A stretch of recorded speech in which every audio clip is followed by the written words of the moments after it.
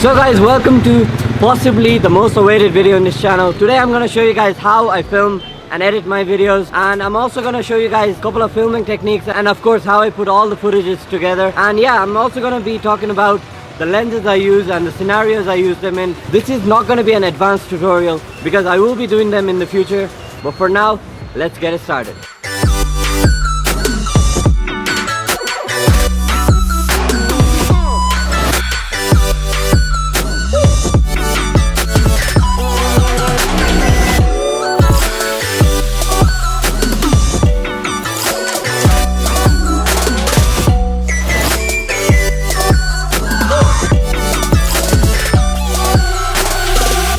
Now, like I said, this is not going to be an in-depth tutorial because I will be trying to cover every single aspect you need when filming a video, from shooting to the final edit. Just for the sake of this video, I'm going to be using the Sony A7 III. If you don't have an expensive camera like this, don't worry, because at the end of the day, it's all about how you see and how you capture things. Really love this camera. It gives me a lot of options. If you're thinking of buying a camera, I definitely recommend this. First thing you want to do before shooting is checking your camera settings. I recommend you to shoot in a flat pitch profile just to keep all the dynamic range and additional information together. Since I'm a Sony camera user, I normally shoot in Cine 4 under picture profile 7.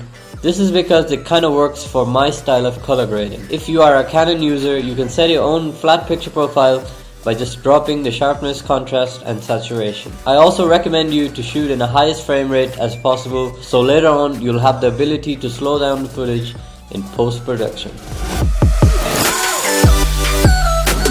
So, the most important aspect when you're creating a video is of course how you shoot it. You want to make sure the shot is well composed and ended with some sort of transition, so you can start planning the next shot. And this is also going to be helping you when you're editing the video. A couple of tips I'd like to give you when you're shooting the video is add some sort of motion to your shot. Since I have an option to go 120 frames, you're gonna get that really slow motion, slow smooth motion, and with the f1.8 you're gonna get a beautiful shallow depth of field. So another tip I'd like to give you is start the shot with some sort of transition. Either come in like that. When you're in this position, you want to make sure you're not just hitting it hard, because that's gonna look very like artificial. So you want to make sure you're coming in pretty fast, then smooth it down and then go fast again. So later on in edit you can use speed ramps to make that smooth motion. So the most common transition I use is the masking transition. Once I feel like I got the shot, what I do is I get my hand and kind of cover over it, and later in post I cut out the bottom part of my hand and use that as the next shot. So the final tip I'd like to give is to note down the type of shot you got when you're filming. This is gonna help you guys a lot when you're editing a video and creating a sequence that has a nice flow. So my current setup is gonna be the Tokina 1628 on the gimbal, and this particular gimbal is the Zion Crane, and with this gimbal you're getting a really smooth footage with no shakiness, and that's gonna help you guys tons if you really want a cinematic video. So I'm gonna show you guys a couple of footage I got from this particular setup right now.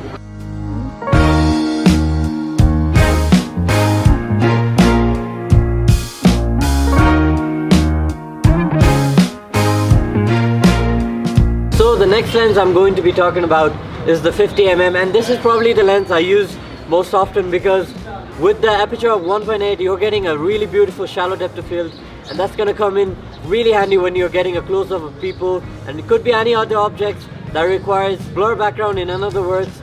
So this is my favorite lens, and it's also the cheapest lens. You're gonna find this pretty cheap in any camera store, pretty much anywhere. So now I feel like I have enough shots, so let's go back to the office where I'm gonna show you guys how I put all these footages together. Just shorter aperture ISO को कुरा बाहेक चाहिँ cinematography मा चाहिँ हाम्रो normal आइले देख्ने कुराहरु चाहिँ जहिले पनि मान्छेको लागि बोरिङ हुन्छ के. So like average height नेपालीहरुको भनेको like 5'8". So 5'8" को पर्सपेक्टिभ हामी सधैँ देखिराख्ने पर्सपेक्टिभ हो के. So it's boring Hahn. So 5'8" बाट अलिकति like stance लिएर suppose 5'2" अथवा 5 अथवा 6 भनौँ न हैन. So 6 को पर्सपेक्टिभमा गरे हेर्यो भने like कहिल्यै नदेखेको पर्सपेक्टिभ देखिन्छ के. तर मेरो फेभरेट चाहिँ like हाई भन्दा चाहिँ like लो दामी हुन्छ. मलाई मन पर्ने चाहिँ लो हो. So like ग्लाइड गर्दाखेरि पनि like त्यो जाइन उल्टो गरेर the low angle ma just perfect garna सक्यो भने like your cinematography is done. So I'm here at the office, and the most common question I get asked is what editing software do I use? And the answer to that is I use Final Cut Pro for my basic editing, Adobe After Effects for my visual effects, and Photoshop and Lightroom for my photos. And you're probably wondering why I use Final Cut Pro over Premiere. Since Final Cut Pro is an Apple developed software, it just runs extremely smooth on my Mac. And if you're wondering what laptop I use the MacBook Pro mid 2015 with the Retina display. Don't get me wrong, I still use Premiere Pro every now and then, but I just prefer the interface of Final Cut Pro. It just looks extremely user friendly. But from my experience and what I've learned is pretty much every single editing software kind of functions the same. And I've pretty much given so much time when learning Final Cut, I don't want to go and switch into another editing software right now. Okay, so let's make a new event, and just for the sake of this video I'm going to call it Cinematic Tutorial. And the settings are 1080p.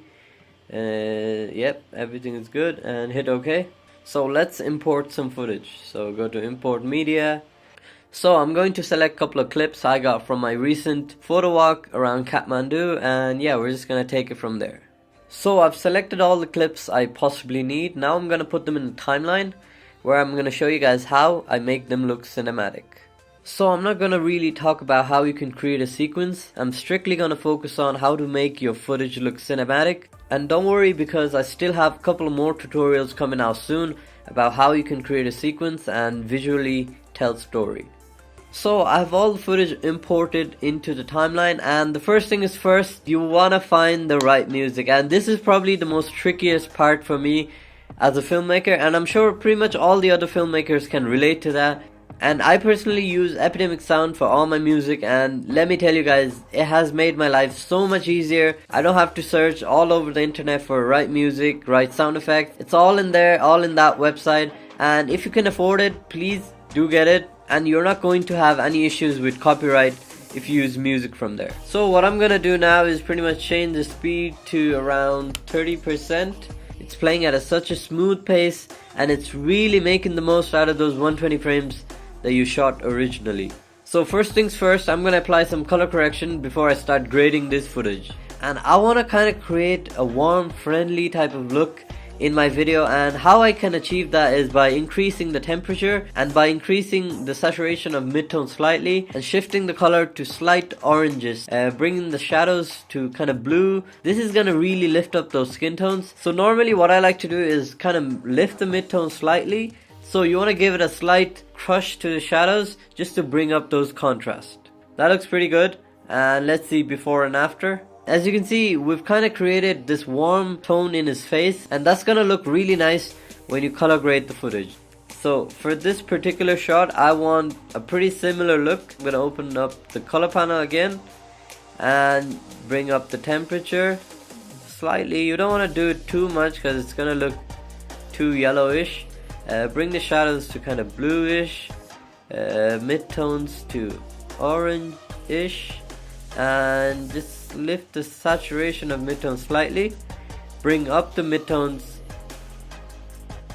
a little bit and crush the shadows slightly, and don't do anything to the highlights. So as you can see from the before and after, we've kind of gone for the similar look, and we want to make sure the look is kind of consistent. You don't want one shot extremely cold and another shot look extremely warm. That's just not gonna work. And yeah, you want to remain consistent throughout the video. Okay, so I'm done color correcting all this footage. Now I'm gonna start color grading, and I like to color grade using a LUT. So if you don't know what LUTs are, it's basically just a preset. Like, that's the easiest way to put it. It's basically just presets, but you can make so much changes when you apply them. So I use different type of LUTs depending on the type of look I want in my videos, but most of my LUTs are from this website.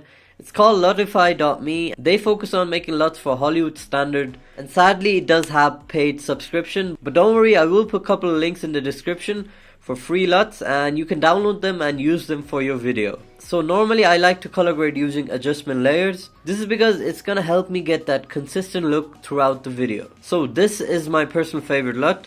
It is from lutify.me. What it essentially does, it's basically a teal and orange LUT, but it focuses on the skin tones and the shadows. I still want to make a couple of changes because I feel like the shadows are too blue. So what I'm going to do is I'm going to turn down the intensity slightly.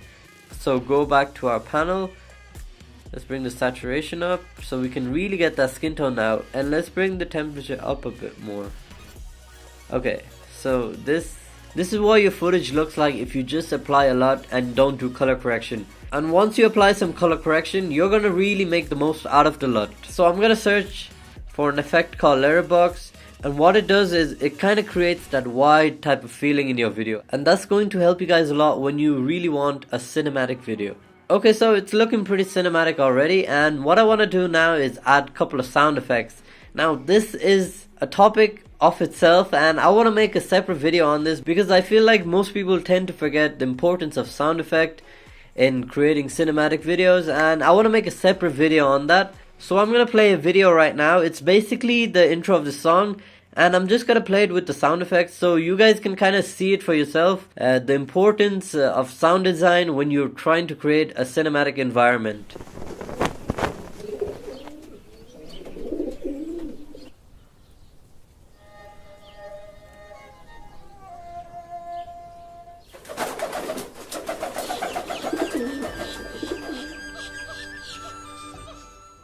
So that's pretty much it. Now all that's left to do is to export your video. I know you're probably thinking this tutorial went so fast, and yeah, I did skip a lot of things that you possibly need to create a video. I will be doing a lot of tutorials in the future, and if you have a specific effect or any of the video that you want to learn, then please do let me know. So that is pretty much it for this video.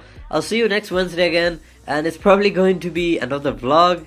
And yeah, if you want more tutorials, please do let me know. And till then, I'll see you soon.